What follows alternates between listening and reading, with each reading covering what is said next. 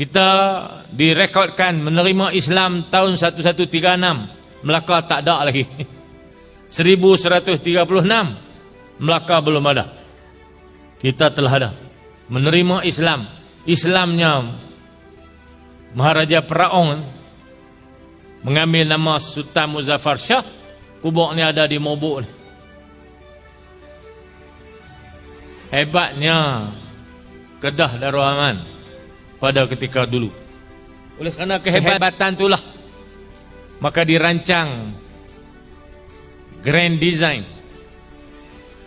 bagaimana untuk melemahkan wilayah kita ini. Maka diambil cara tipu helah satu kawasan paling strategik dari segi ekonomi, segi perhubungan, networking, pelabuhan, laluan utama, diambil Pulau Pinang.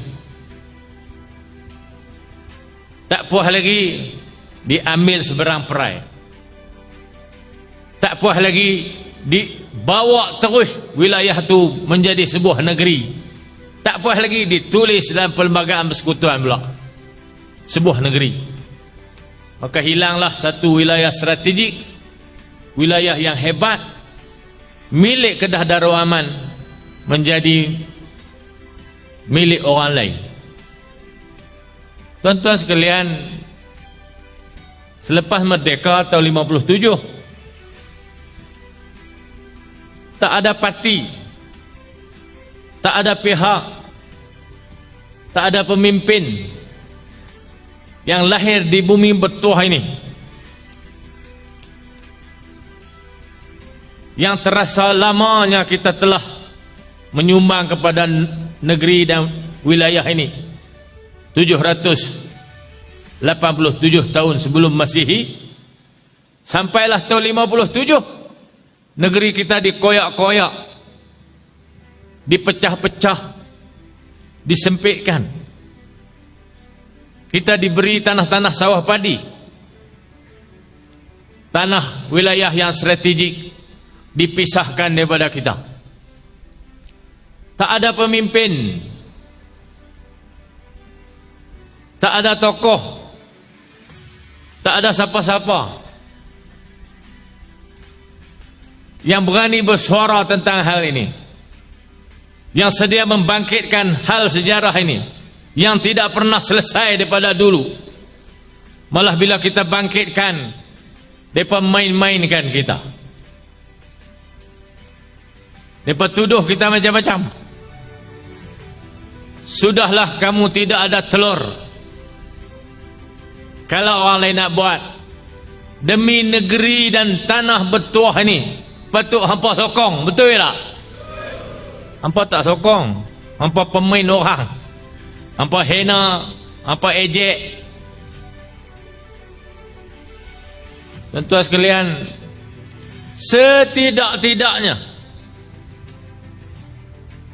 sekurang-kurangnya 2000 tahun selepas tanah hebat Kedah ini menjadi kawasan industri besar, menyumbang kepada ekonomi dunia dalam sektor industri besi, setidak-tidaknya selepas tipu helah Inggris merampas Pulau Pinang, setidak-tidaknya waktu kita lemah, Inggris berpakat dengan Siam, dibedak lagi seberang perai, dihilangkan wilayah itu, tanah itu daripada kita.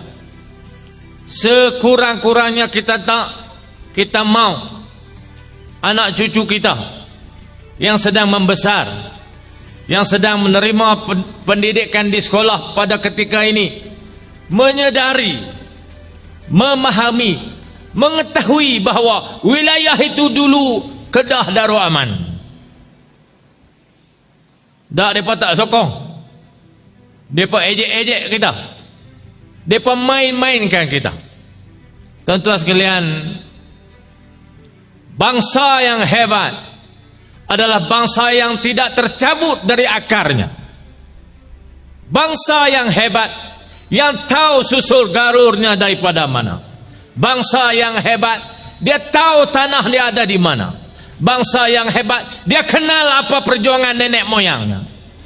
Inilah yang sedang dibawa oleh PAS, Perikatan Nasional di Kedah, untuk kita mula-mula bangkitkan semula, sebutkan semula, kaji semula, adakah ini sejarah yang telah tuntas atau sejarah yang belum selesai.